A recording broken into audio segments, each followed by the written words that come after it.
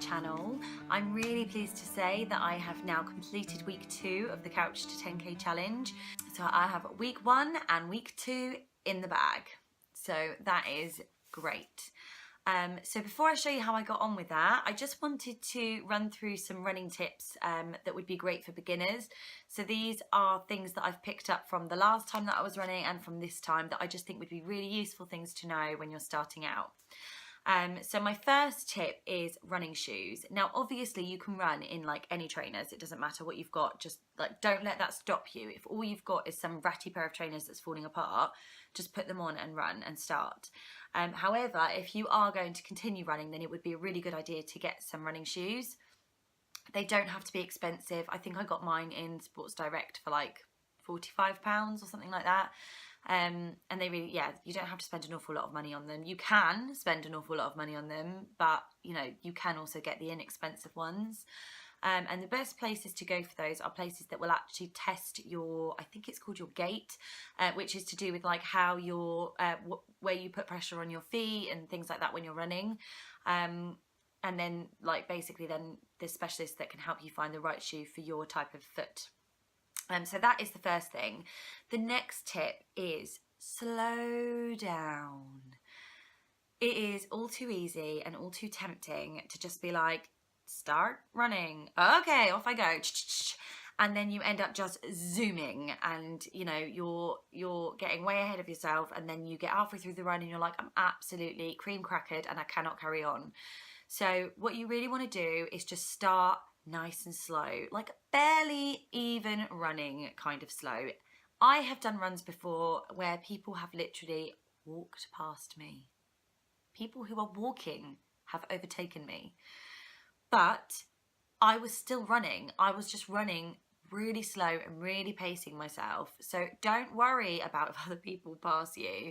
Just take it slow and take it easy, because you will feel so much better if you can actually finish the run instead of getting halfway through and being like, I just cannot do it anymore. So that is the second thing. The next thing is to stay safe. So try not to, I mean, particularly if you're running at night, which I do a lot of this as well, but try not to go like the same routes all the time, and try not to do the same nights all the time. Obviously, like for safety, if you're doing the same journey every single Tuesday and Thursday, people might notice that. And if there was someone that wanted to cause you harm, they would pretty much know where to find you and when. So make sure you mix it up a little bit. The next thing is rest days. So it's really important to take the rest days in between the runs. You can run one day and then run the next day, and you'd probably be okay, particularly at the beginning when it's, you know, a little bit more like a little bit sort of easier to run because you've got the walking bits in between. You can do that, but you do really need those rest days. That's when your like muscles are going to recover, and you know, any achiness that you feel will go away, and then you'll be good to run the next day.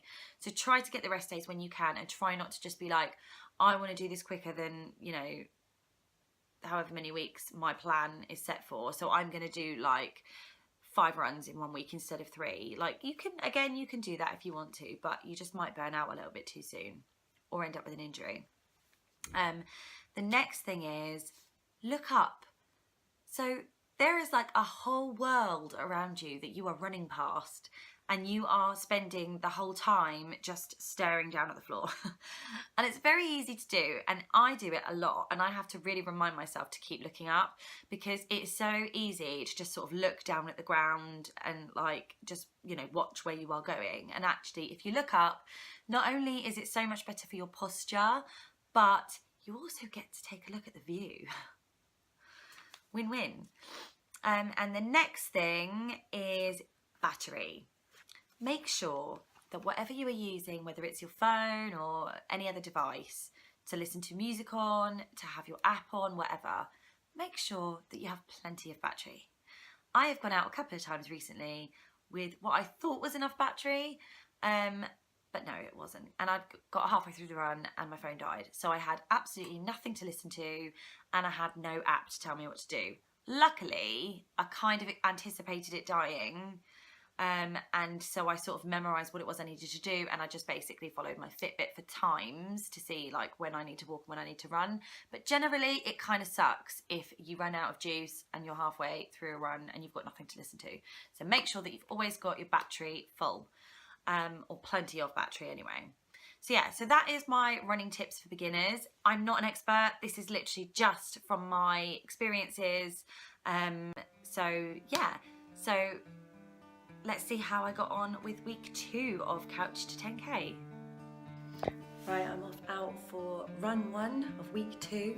I'm starting a little bit late this week because it is already Thursday, so I'm going to have to try and fit all 3 into this 1 week.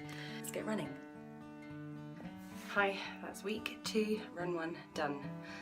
Definitely felt like it was stepping it up a notch. Felt a bit harder, but then I did do a baby blitz class a couple of days ago and my legs are absolutely killing from all the squats.